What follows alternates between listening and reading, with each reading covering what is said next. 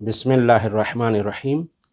16 رجب کو حضرت فاطمہ بنت اسد حضرت امیر المومنین علیہ السلام کو اپنے ہاتھوں پہ لے کر خانہ کعبہ سے باہر آئیں۔ یہ دن انتہائی خوشی کا دن ہے، بطور جشن منانا چاہیے، کیونکہ دنیا والوں کو تو 16 رجب کو امیر المومنین علیہ السلام ملے ہیں، اور یہ بھی معجزہ ہے فاطمہ بنت اسد اور مولا امیر کا کہ جس وقت خانہ کعبہ میں داخل ہوئیں تو جہاں سے دیوار شق ہوئی تھی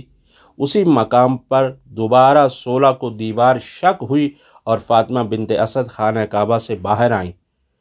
اور آنے کے بعد ارشاد گرامی اور خطبہ ایک عظیم الشان ارشاد فرمایا۔ بی بی کے اس خطبے کو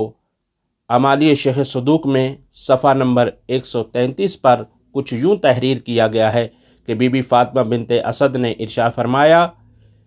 قالت انی فضلت علی من تقدمنی من النساء،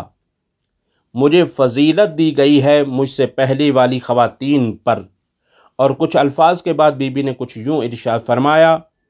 وَأَنِّي دَخَلْتُ بَيْتِ اللَّهِ الْحَرَامِ، میں خانہ کعبہ میں داخل ہوئی، فَأَكَلْتُ مِن ثِمَارِ الْجَنَّةِ وَأَوْرَاقِهَا، میں نے جنت کے پھلوں کو کھایا، اور فرمایا فَلَمَّا أَرَدْتُ أَنْ أَخْرُجَ هَاتَفَ بِي هَاتِفٌ، جب میں نے ارادہ کیا کہ خانہ کعبہ سے باہر آؤں تو ایک ہاتف غیبی کی طرف سے آواز آئی، یا فاطمہ تو سمیہ علیًا فہو علی، اے فاطمہ اس کا نام علی رکھنا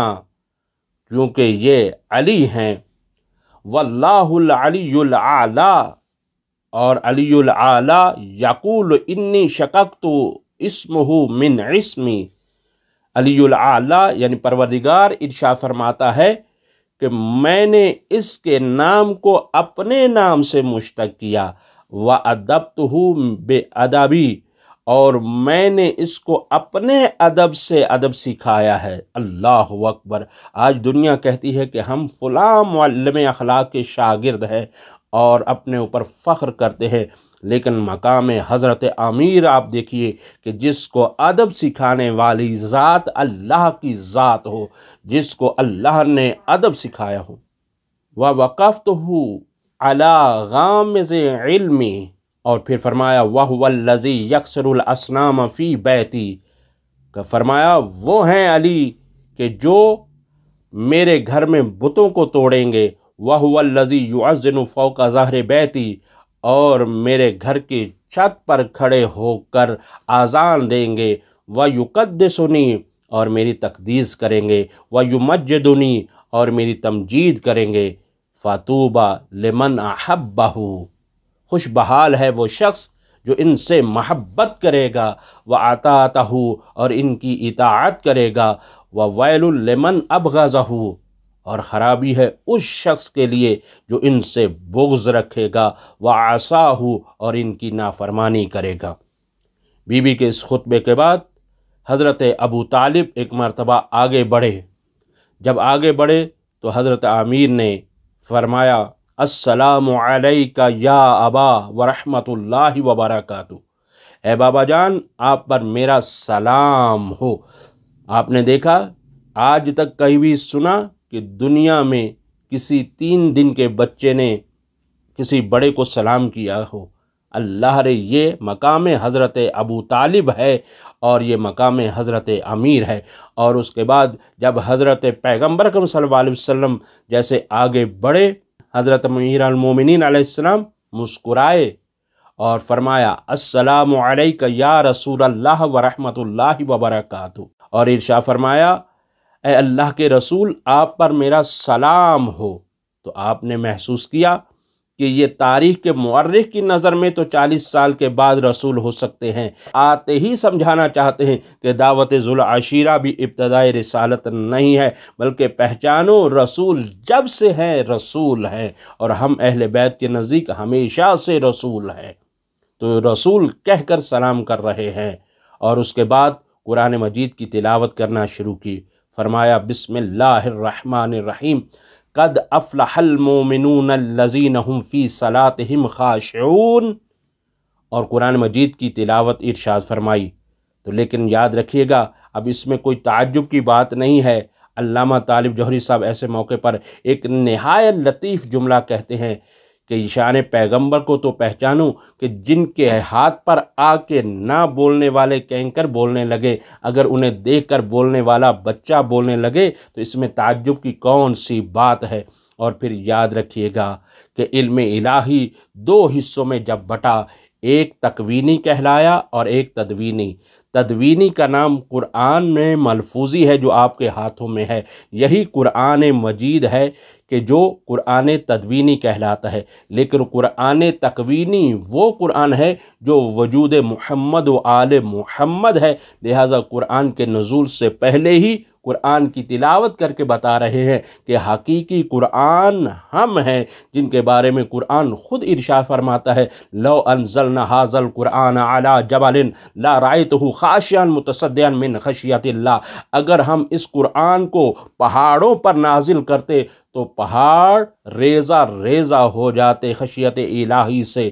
یہ قرآن صامت ہے اور یہ قرآن تدوینی ہے، لیکن قرآن تکوینی نے آ کر یہ بتلا دیا کہ خانہ کعبہ کی دیوار کا شک ہونا اور پھر دوبارہ پھر شک ہونا یہ بتا رہا ہے کہ حقیقت قرآن ہم ہیں۔ اور عزیزان محترم، اس کے بعد حضرت امیر کے ولیمے کا اہتمام شروع ہوا۔ اب اس کو عقیقہ بھی کہا جا سکتا ہے، لیکن کیونکہ تاریخی اعتبار سے ولیمے کا لفظ استعمال ہوا ہے لہٰذا وہی آپ کی خدمت میں پیش کیا ہے۔ لیکن کس طرح سے تاریخ نے لکھا، 300 اونٹ، آپ دیکھیں 300 اونٹ سوچنا آسان ہے، بہت بڑی تعداد ہے، جو حلال جانوروں میں سے سب سے بڑا حیوان اونٹ ہے، اور ایک نہیں 300 اونٹ کو ذبح کیا گیا، اور اسی طرح سے 1000 گائے اور بھیڑ بکری کو ولیمے کے طور پر اللہ کے راہ پہ تصدق کیا گیا اور حضرت امیر کا ولیمہ کیا گیا۔ آپ نے دیکھا کہ حضرت امیر المومنین علیہ السلام کے آنے کی کتنی بڑی خوشی منائی گئی۔ اب دنیا والے بھی الحمدللہ، ہمیں بہت خوشی ہوئی، تمام اہل ایمان اور اہل ولا نے کس شان سے شیعہ سنی بھائیوں نے اور امیر المومنین کو امیر ماننے والوں نے کس طرح سے 13 رجب کی خوشیاں منائی، مٹھائیاں بانٹی اور اس خوشی کا اہتمام کیا۔ اور خاص طور پر یاد رکھیے گا، امیر المومنین یکتا مولود کعبہ ہیں، ان کے علاوہ کوئی بھی کعبہ میں نہیں آیا ہے، اور اس کو حاکم نشابوری نے اپنی کتاب مستدرک علی صحیحین میں تحریر کیا ہے، اور اسی طرح سے علامہ امینی کتاب الغدیر جلد نمبر 6 میں ارشاد فرماتے ہیں کہ تقریباً 16 اہل سنت کے معتبر ترین منابع اور 50 اہل تشیع کے بہترین منابع اور معتبر ترین منابع کو ذکر کرتے ہوئے فرماتے ہیں کہ تواتر سے یہ چیز ثابت ہے شیعہ سنیوں کے نزدیک کہ حضرت امیر المومنین علیہ السلام یکتا مولود کعبہ ہے، نہ امیر سے پہلے کوئی کعبہ میں پیدا ہوا اور نہ حضرت امیر کے بعد کوئی ہو سکتا ہے۔ یہ چیلنج بھی ہے، اور یہ معجزہ ہوتا ہی وہ ہے کہ جو چیلنج کے طور پر ہو، جیسے قرآن ہمیشہ کے لیے معجزہ ہے، مولود کعبہ کی ولادت کعبہ بھی قیامت تک معجزہ ہے کہ خانہ کعبہ میں کسی کی کوئی ولادت نہیں ہو سکتی، اور قرآن اور کعبہ اور امیر المومنین بہت زیادہ مماثلت رکھتے ہیں۔ کعبہ وہ قبلہ ہے جو صامت ہے، اور علی وہ قبلہ ہے جو قبلہ ناطق ہے۔ اللہ تعالیٰ سے ہم دعا کرتے ہیں رب ذوالجلال اس مولود کے صدقے میں ہر مسلمان اور ہر مومن کی نیک تمناؤں کو جلد پورا فرما، اور ہمیں نور معرفت محمد وآل محمد اور حضرت امیر المومنین علیہ السلام مزید عطا فرما۔ الہی امین، وصلی اللہ علی محمد وآل محمد وعجل فرج آل محمد۔